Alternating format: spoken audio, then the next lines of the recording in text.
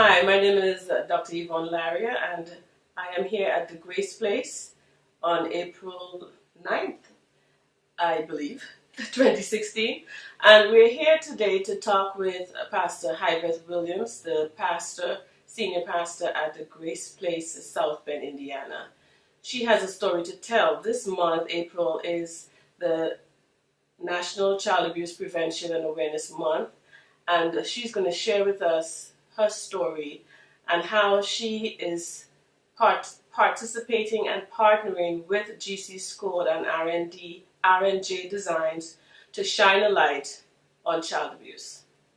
Welcome, Pastor Hyveth. Thank you very much. Yes, it's my privilege and pleasure to do this, to shine a light on child abuse, because it's such a terrible thing that affects a person throughout their lifetime. Mm-hmm. And it's the data shows, the statistics show that every 10 seconds in the U.S., a child is abused or raped. Yes. And so we want to make sure that awareness is brought, and not just in the U.S., but across the globe. Yes, yes. Because we find that it's even more pervasive in countries developing. Mm-hmm, mm-hmm.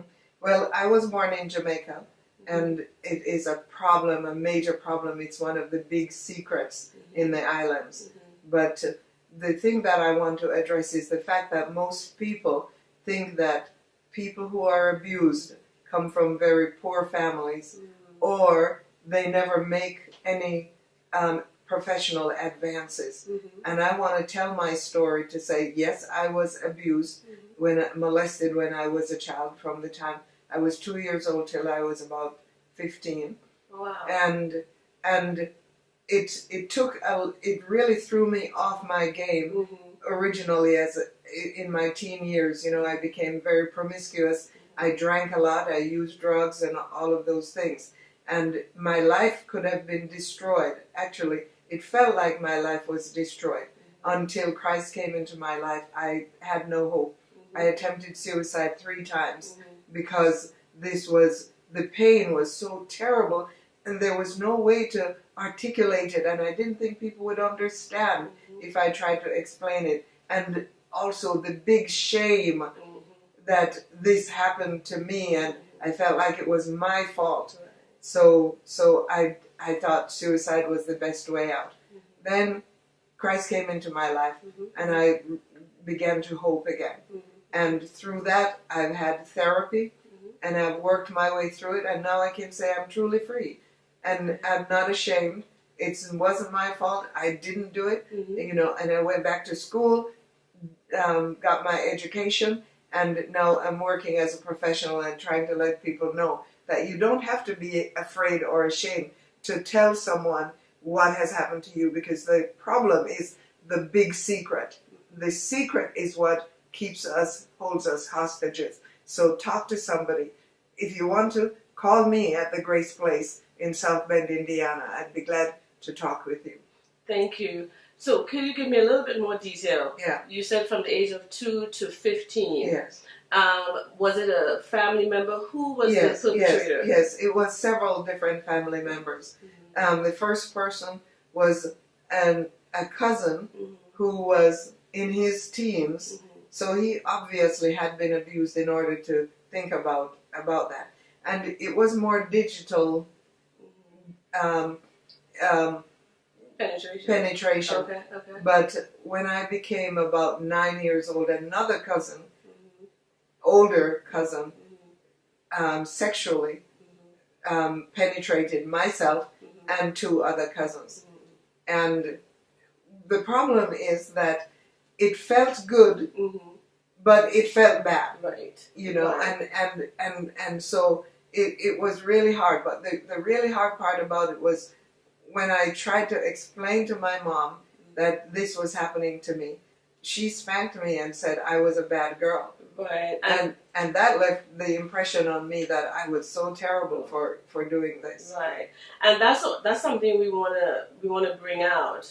Many times it's not a stranger who does the molestation or the abuse. It's usually a family member or some friend of the Yeah. family. Yeah. Yeah. And, Later on, when Mhm. in my older teens, 13 to 15, mhm, it was older people mhm, who my family trusted exactly. that did this, and relative and more relatives. Yeah. Yeah, and the fact that also you told your mom and she Mhm. didn't believe you and made Yeah. you feel ashamed Yeah. of what happened.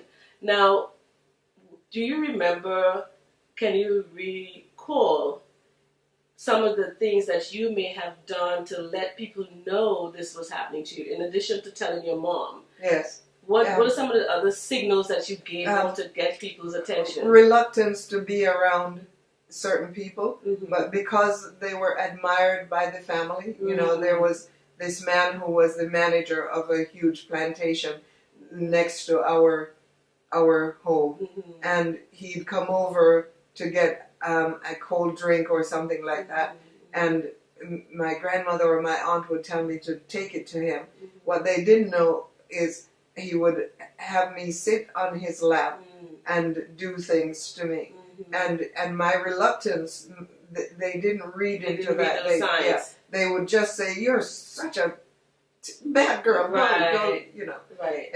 And so I just felt like I had no one to turn to. Right. So there Yeah. were barriers Yeah. and lack of knowledge and Yeah. awareness Yeah. by the adults Yeah. around to protect you. That's right. They didn't read the signs. They didn't read the signs, or they didn't want to Mm-hmm. read the signs. So that's important that you Yeah. said they didn't want to, Yeah. because I've talked to several other survivors, and that's one of the things that they've said is that when the victim gives the signs, a lot of times because of societal pressures, Mhm. because of standing in one's Mhm. community, Mhm. you don't want to Mhm. read the signs. Mhm. You try to stay in the dark, Mhm. and that's why we are here trying to Mhm. shine a light Mhm. on the process Yeah, of yeah. abuse. Yeah. The problem is that girls tend to talk a lot about it, Mhm. and women Yeah. tend to do shows like this to talk about it. Mhm. But men are also abused. Yes. My son was sexually abused Mhm. from the time he was 5 years old till he was about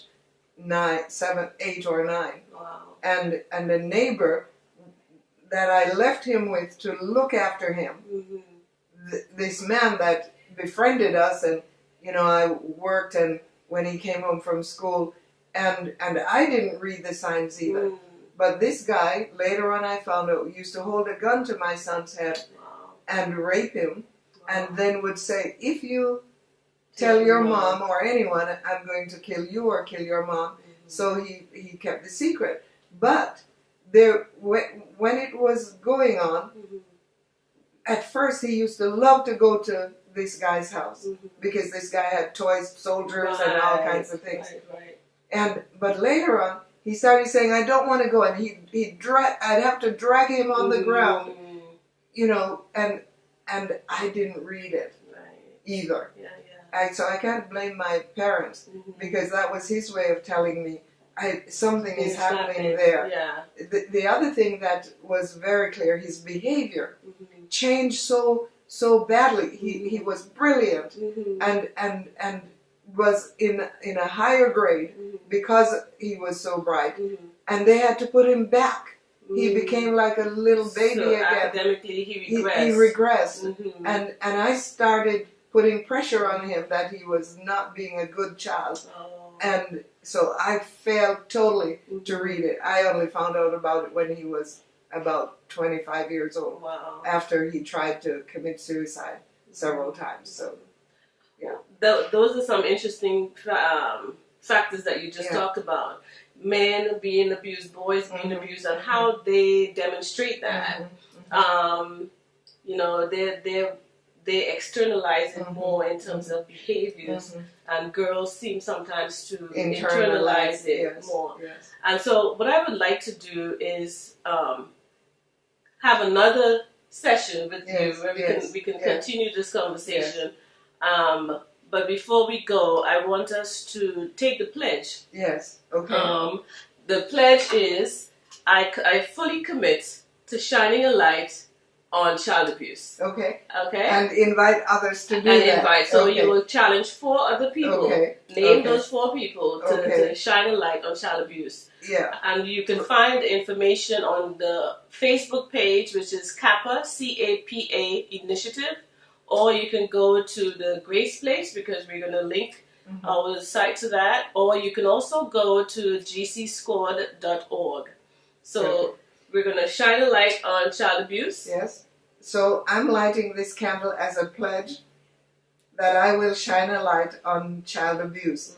And I am going to challenge 4 of my friends. I don't know which ones yet, so I can't give the names. Okay. But they will take the pledge also. Okay, wonderful. And is there some financial money contribution when we take the pledge? We would like, you don't have to, Yeah. but we would like to, because we want to be able to go into diverse places, Yes. settings. Yes. As we talked about in the Caribbean, other developing countries, and even in the US, there are pockets of places in this country where child abuse is still in the dark and kids are still being abused. Like I said, every 10 seconds a child is raped or abused. And so we want to be able to provide counseling services for family members, community members, and the counseling for the victims themselves.